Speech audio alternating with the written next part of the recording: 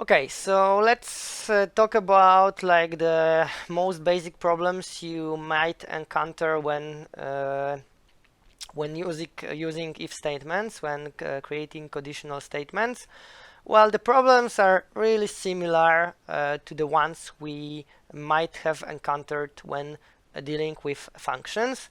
So one very common mistake is to forget the colon after the if statement. Well, it's mistake you can easily make because this colon is not very visible. You are more focused on what you want to achieve, so you basically want to achieve comparison, and then you forget this colon, or maybe you have deleted it somehow. If you run this code, you will get this a syntax error. Syntax error means that there is something wrong with a way you want to put the words or stuff together. Syntax error is in any language, not only in programming language. If you are trying to put the words in an incorrect order so that they don't mean what they should mean, it's a syntax error, because you are not putting parts of the language properly in proper order or in proper structure. So this might be one problem you might encounter. Another is lack of indents. These problems are actually kind of connected, because if you forget colon and you want to split things like portion of the code, Python will not automatically create indents for you. If there is a colon, if you click enter, you can see that in Colab, for instance, it will create automatic indent for you.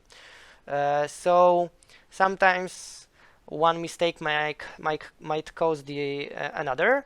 I will get back to 4 spaces indent as it was in an example.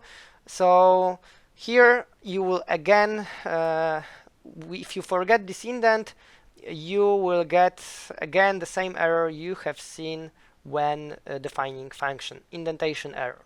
So as I said when we were discussing function, if you see indentation error, then check if maybe somewhere there are 2 spaces and somewhere 3 spaces, or there is no space like anywhere, or something like this.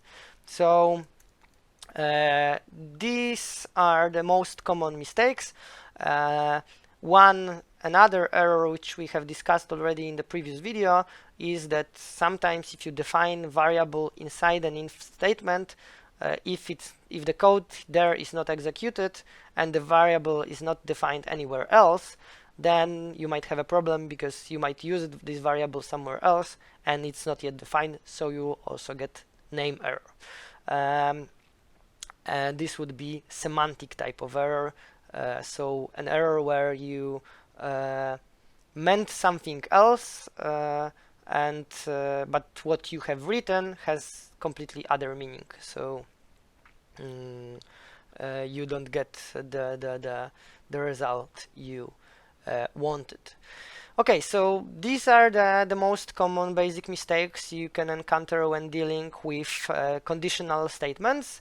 In the next videos, we will learn about more complicated structures you can create using conditional statements, which I believe are a little bit more clear and in more transparent way communicate to you or to someone else reading your code what is the goal of this part of code, of this conditional statement. So we'll go back to the payment system example and see how we can change it to be more clear and more readable.